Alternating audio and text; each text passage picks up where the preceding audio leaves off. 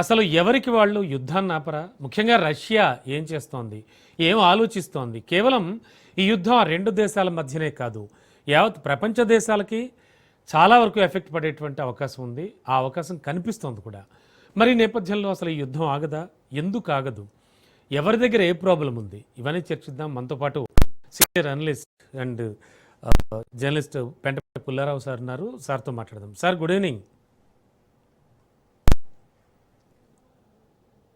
Good evening sir, actually America అధ్యక్షుడు ట్రంప్ని ప్రపంచ దేశాలన్నీ దుమ్మెత్తిపోస్తూ ఉంటాయి. ఏవైనా కొత్త కొత్త విధాన నిర్ణయాలు, కొత్త కొత్త తిక్క తిక్క పనులు చేస్తూ ఉంటాడని. కానీ రష్యా అధ్యక్షుడు చేస్తున్నది ఏంటి సార్? ఎందుకని ఈ వార్ ఆగటం లేదు? అన్స్టాపబుల్ వార్గా అయిపోయింది. ఏనాటి ఫిబ్రవరి 24th సార్, సంవత్సరాల తరబడి సాగుతూనే ఉంది. ఏం జరుగుతోందంటారు? ఇది చాలా మంచి పాఠం ప్రపంచానికి అందరికీ. మన సింధూరు గత సంవత్సరంలో జరిగినప్పుడు 2 రోజుల్లో మన దేశం యుద్ధం ఆప్ చేస్తే ఎందుకు ఆప్ చేశారని చాలా మంది విమర్శించారు. ఆగకపోతే యుద్ధాలు అలాగే వెళ్ళిపోతాయి, అవుట్ ఆఫ్ కంట్రోల్ అయిపోతుంది. ఎక్కడికి వెళ్తాదో ఎవరికి తెలియదు. యుద్ధం స్టార్ట్ చేసినోడే ఓడిపోతాడు. అది రష్యా ఫిబ్రవరిలో మీరు చెప్పినట్టుగా 2022లో స్టార్ట్ చేసింది. అవునండి. ఎంతవరకు వస్తుంది అనుకోలేదు. వారం 10 రోజుల్లో అయిపోతుందంటే అంతవరకు వచ్చి అందరు 2 విషయాలు మర్చిపోతారు. రష్యా ఏమనుకున్నదంటే యూరోప్లో యూనిటీ ఉండదు, ఎవరు సపోర్ట్ చేయరు, జెలెన్స్కీని అమెరికా కూడా సపోర్ట్ చేయరు అనుకుంటే వాళ్ళందరూ సపోర్ట్ చేశారు, డబ్బిచ్చారు, ఆయుధాలు ఇచ్చారు. రెండోది ఇంకోటి కూడా అందరూ మర్చిపోయారు. యుక్రెయిన్ అప్పుడు రష్యాతో ఒక భాగంగా ఉండేది. యుక్రెయిన్ అన్ని ఏరియాస్ కంటే రష్యాలో advanced science, advanced industry, advanced వ్యవసాయం యుక్రెయిన్ దగ్గరే మొత్తం 90% రష్యా న్యూక్లియర్ బాంబ్స్ అని అక్కడే ఉంటే 90లో స్వతంత్రం తీసుకున్నాక వాళ్ళు అన్నీ తిరిగి ఇచ్చారు రష్యాకి ఒక అగ్రిమెంట్గా. అణు ఆయుధాలన్నీ మీకు ఇచ్చేస్తున్నాం, మా మీద వాడకూడదు, అయ్యో రాసి ఇచ్చారు. యుక్రెయిన్ అంత అడ్వాన్స్డ్ ప్లేస్. వాళ్ళు యుద్ధం మొదలుపెట్టాక ఎవరు తాగుతారు అనుకోలేరు. కానీ వాళ్ళు అడ్జస్ట్ అయిపోయారు. సహాయంతో విశేషంగా యుద్ధం చేస్తున్నారు. డ్రోన్ టెక్నాలజీ తీసుకొచ్చారు. ఇది వేరే రకమైన వార్ఫేర్ చేసి వాళ్ళు ఇంతవరకు తీసుకొచ్చారు. రష్యాకి ఏమైందంటే ఎలాగో ఆప్ చేయాలి. ఓడిపోయినట్టుగా ఆగితే మనం బతకలేం. అక్కడ పుతిన్నే తీసేస్తారు. దేశం ప్రపంచం అంతా మనం నవ్వుతుందని ఏదో రకంగా ఇప్పుడు ఎక్కువ బాంబులు వాడేసి నాశనం చేసి కీవ్ని బయటకు వచ్చేద్దాం, గెలిసేమని డిక్లేర్ చేద్దామనే వ్యూతో ఉన్నారు.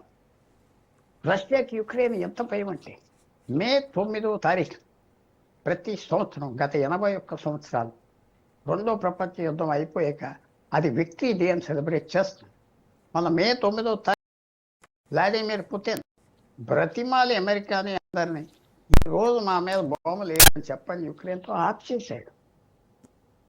ఎందుకంటే అది డిస్టర్బ్ చేసేస్తా ఉన్నారు జెలెన్స్కీ. యుక్రెయిన్ 3000 మైళ్ళ దూరం ఉన్న మాస్కోలో మీ పెరేడ్ని మేము పాలు చేస్తాం అంటే అంత భయపడిపోయాడు.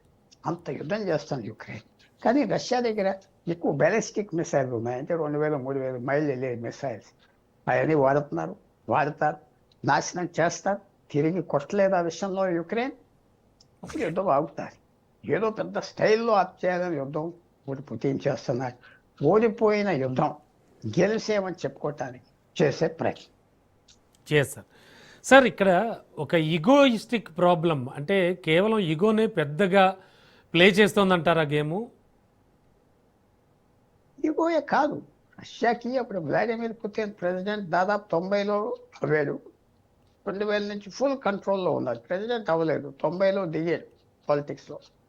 ఒక విశేషంగా అధికారం సంపాదించుకోవటం మొదలుపెట్టాడు. 2000 నుంచి ఇప్పుడు 26 సంవత్సరాలు ఫుల్ కంట్రోల్ రష్యాలో. అలాంటి సమయంలో రష్యాకి చాలా దేశాలు వదిలేసి వెళ్ళిపోయినా ఆయిల్, అదే చమురు, మినరల్స్ అన్నీ ధరలు పెరిగిపోవడం వల్ల విపరీతమైన డబ్బు రష్యా చేతికి వచ్చింది. ఆ డబ్బు రావడంతో ఆయనకి ఈగో డెవలప్. 600-700 సంవత్సరాల నుంచి సంపాదించిన భూమి రష్యన్ రాజు అంతా పోయింది. చాలా వరకు మనం కొంచెం సంపాదిస్తే మనం హిస్టరీలోకి వెళ్ళిపోతామని మొదలుపెట్టిన వ్యవహారం ఇదంతా. వ్యక్తి కోసం మొదలుపెట్టాడు. మీరు చెప్పింది ఈగో అంటున్నాడు. Ego, history. ఆయన మెగలోమేనియాక్ అంటే చాలా పెద్ద మనిషి. అది యుక్రెయిన్ కొన్ని ఏరియాస్ సంపాదిద్దాం, పాత రష్యా ఏరియాస్ మనకి ఇది ఉంటుంది, అది ఉంటుంది, సింపుల్గా అయిపోతుంది, పేరు ఉంటుంది అంటే అది గత 4 సంవత్సరాలు ఆ వచ్చిన డబ్బు అంతా ఇక్కడ తగలబెట్టాడు. లక్షల మంది చచ్చిపోయారు రష్యా, ఉమ్, లక్షల మంది. అవును. కానీ రష్యాలో ఏంటంటే ఇలాగా యుద్ధాలు చేసి చచ్చిపోవటం అలవాటు. నేను అనే మాట చాలా క్రూయల్గా అంటలేదు, అలవాటు.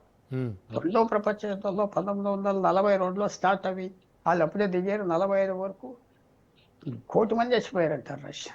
1 కోటి మంది చచ్చిపోయినా 50 లక్షల మంది చచ్చిపోయారు. అలాగే ఆఫ్ఘనిస్తాన్లో 1 సంవత్సరం యుద్ధం చేశారు, 25,000 మంది చచ్చిపోయారు, వదిలేసి వచ్చేసారు. ఉమ్, ఎంతో దూరం కాదు, 1989లో. Yes sir. సో రష్యాకి ఇది పేట్రియాటిజం అని, దేశానికి చచ్చిపోవటం అదే గొప్ప అని, యుద్ధాలకు వెళ్తాం రావటం, ఉమ్, ఆ టెండెన్సీ ఇక్కడ పుతిన్ తీసుకొచ్చాడు. కానీ ఇది ఇక్కడ పని చేయలేదు. ఎస్, యుక్రెయిన్ నాశనం చేస్తాడు ఈ మిసైల్స్ పెట్టి యుద్ధం గెలిచేవాడు. ఇప్పుడు ఇంకో విషయం ఏంటంటే అమెరికా పూర్తిగా ఇరాన్ విషయంలో, యుద్ధం విషయంలో డిస్ట్రాక్ట్ అయిపోయి ఉన్నది. ఇది ఒక మంచి సమయం రష్యా ఇష్టం వచ్చిన పని చేసేదాన్ని. ఉమ్, రష్యా చేస్తుంది. పెద్ద వాళ్ళ దగ్గర ఉన్న వెపన్స్ వరకు వాడిని వాడేస్తుంది. ఏదో రకంగా అంచేద్దాం, ఖాళీ చేసేయండి, ఆ ఊరిని నాశనం చేస్తాం, గెలిసాం అని చెప్పుకోవటారు. అది చూడాలి ఇప్పుడు ఎలా రియాక్ట్ అవుతారో. జెలెన్స్కీ వాళ్ళు చిన్న దేశం, అంత డబ్బు లేదు. అమెరికా సాయం చేయటం మానేసింది ట్రంప్ ప్రెసిడెంట్ అవ్వాక. అప్పటి వరకు బాగా సాయం చేశారు. ఇప్పుడు నేను అనుకుంటున్నా రష్యా బాగా అటాక్ ఉమ్, చేసి చాలా కీవ్ అనే క్యాపిటల్ పాడు చేసేసాక అందరు పారిపోయాక ఇప్పుడు సరే శాంతి ఒప్పుకుంటామని చెప్తాదని